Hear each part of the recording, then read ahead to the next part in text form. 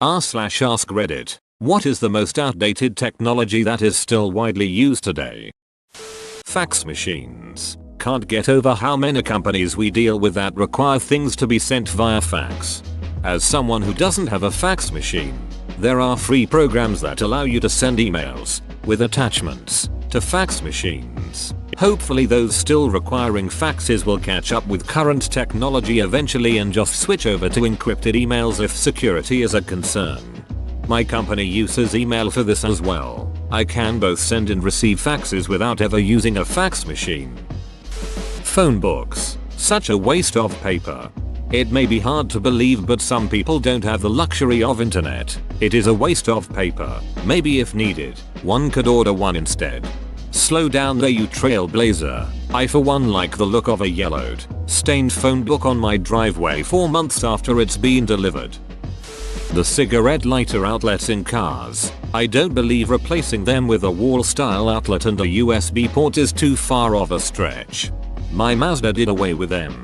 It's just a 12-volt socket now, not a cigarette lighter. Did not come with thicker, just a cover, and I have 2 of them. Lots of new cars come with a USB, but I don't think you can use a standard electrical socket due to the voltage. Some items probably wouldn't work due to the lack of power or they'd drain your battery. At least the cigarette lighter 12V is a fairly universal adapter. Cigarette car lighters are this generation's crank windows. To be honest, I don't use the home phone anymore. Anytime I need to get in contact with someone, there's texting, Facebook, email, etc. And if I really need to talk to them, I think my cell phone has a calling app or something installed somewhere. It was convenient during hurricane season and cell phone towers were out. My parents still pay for AOL if that counts. I thought my dad was the only one keeping AOL afloat. The imperial system of measurement, that is, feet, inches, pounds, miles, Fahrenheit, etc. So you're telling me you know your height in centimeters, and your weight in kg? This is some freaky alien shit, man. I know my mass in kg, weight is measured in newtons, though. IBM is 400. To think that many companies are still using a green screen from 1980 is beyond me. I work in a retail environment where they use this program for ordering signs and labels and other paper display material for the floor. But up until 4 years ago, as 400 was their main stock ordering system.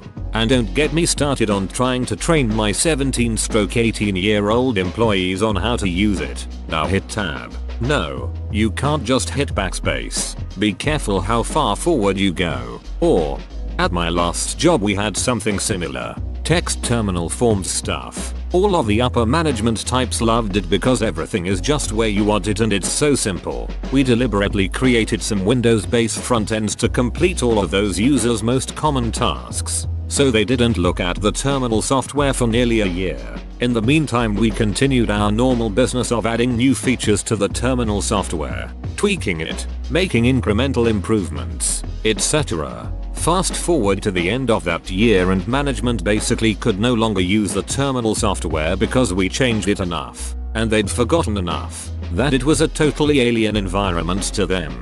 At that point the idea of moving towards a mouse-driven GUI with distinctive screens and a memorable workflow suddenly started to appeal to them. Depends on the definition of widely used, but the government still uses floppy disks a lot. I'm currently using one as a coaster. I've always wanted to tile a bathroom with them. I know it would be extremely impractical, but it would look really cool. Lay them and coat them in an epoxy. I like that idea. People do it with pennies. Drive-through speaker systems. There is absolutely no excuse for such low quality microphones and speakers that you can't understand your native language. It's more that they are not maintained at all. They actually work very well when they are first installed, but they go down in quality. That, and the fact that the employees are in a noisy environment. We had a new fast food restaurant in the area recently. The first couple weeks, it was incredible. It was like using a phone HD voice. I've never seen something degrade so fast, though. Over the course of a couple days, the employees went from understandable to fuzz. It's sad. Telegraph. It just shut down here in India today. The annual revenue from the service was $200,000 and it cost the government around $20 million to run annually. India had telegraph service up until today, Morse code style. Checks. We'll have to wait for the older generation to die off. I work in the audiovisual. I still have the occasional client request the Kodak slide carousel for their presentations. I used to work in an art gallery. Slides were pretty common amongst higher-end photographers for juries because they could project with greater dynamic range and resolution than common LCD projectors found in smaller galleries, and they could be sure that color rendition would be consistent when seen by the selecting juries. Not to say that LCD projectors don't have their place, but good ones are expensive and need to be properly calibrated, whereas slide projectors are cheap and pretty consistent color-wise, and most of the calibration can be done when preparing the image slide rather than trusting the gallery's co-op student to get it right. Well, not to mention that they were shooting on film anyway. You'd have to scan the film, which presents its own problems if you don't have an extremely high-end negative scanner. Coal power, we're way too overdue to replace it with cleaner power. Traffic lights. It's 2013 and I still wait at empty intersections. Using infants to carry notes home from kindergarten. Typewriter. Serious. The company I work for has documents that are very secretive, proprietary, that can't touch any form of digital technology. The Russian Secret Service recently bought a lot of them. They can't be hacked.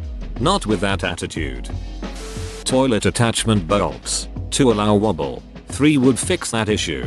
And while we're at it, could someone please invent a toilet that doesn't have so many nooks and crannies to collect dirt and scum? I can't imagine that toilet designers have ever had to clean a toilet. Seriously, just adding a plastic facade would fix a solid 90% of these issues. But instead we apparently need to see the pipes outlined in porcelain. Old technologies, not outdated. Banks. Why are you closed after 5 PM and on weekends? Because they don't care about us plebeians with a few bucks in some shitty savings account. A bank's main business is with other businesses who typically can send someone over during business hours to make deposits or take out new loans.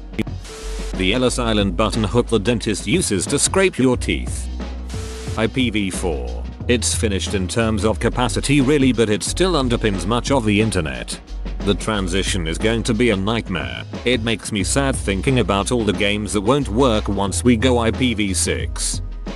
The textbook heavy, expensive and can't be updated. A science textbook should be updated annually. My son's middle school science textbook said that GPS was rare but becoming more common. Schools would save money using electronic readers rather than printing books out every 10 years.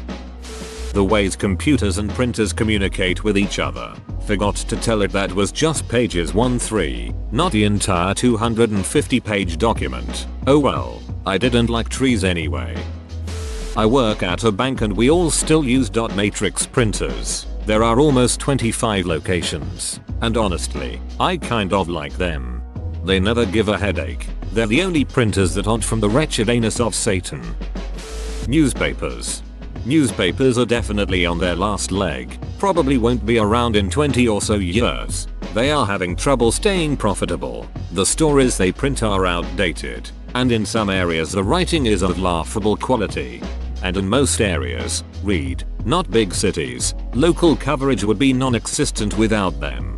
The death of newspapers is probably inevitable, and it will be a real boon to corrupt local government. In my little town we still have several full-time reporters covering courts, government. Ad revenue for someone's website isn't going to duplicate that coverage anytime soon.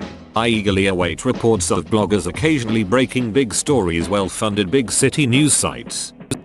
Whoa, you made it to the end? You're a ducking beast. I'll cut you a deal. Smash like and subscribe for more curated content, bruh. It's free and that's a great price.